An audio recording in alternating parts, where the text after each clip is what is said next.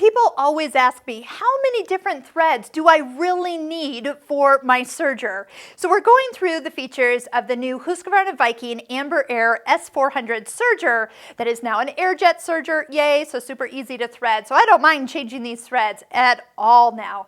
But we do have different colors on right now just to be able to show which of the areas are being changed or used. So I can point to the blue one and say this is what we're doing right now. So this is always a good idea when you're starting off with a serger. Match the colors of your serger with that spool of thread while you're playing around and getting familiar with the features. Then the key is when you start to use the serger, you'll find that when you actually are sewing on, like let's say you're sewing on something fuchsia, you can easily get away without having to buy 4 spools of fuchsia thread. I mean, how many times are you going to need this much thread for that project? So all you really need to do is actually have a small sewing spool to put on the outside needle. Here's what I'm talking about. When you're looking at an overlock stitch, the outside needle is the stitch color you're going to see when it opens up. So if we have matched this to the fabric color,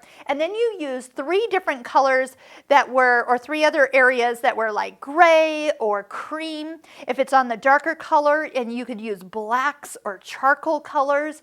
4 whites is required, because if you sew on anything white, a cream is going to show through, a light gray is going to show through, and probably not give you the look that you want. So 4 whites for sure, 4 darks for sure, and then just go, when you purchase your fabric, buy the thread that will match. Now, why a small spool? Because a needle thread only takes up as much thread as your sewing machine.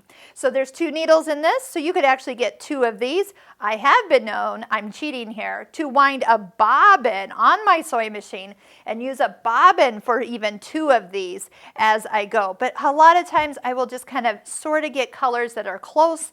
And if it is going to matter and somebody's going to see the inside of your project, that's when you're going to need to match. Put the largest spools that you have on the loopers, the 2 to the right, and the smallest quantity of thread on your needles. And that's where you could actually buy and wind 2 bobbins for needles and then put 2 spools of thread for your loopers. So we got all sorts of things. So again, 4 whites, 4 darks, neutral colors just like quilters use, grays or creams, and you should be set to go, and then just match your outside needle.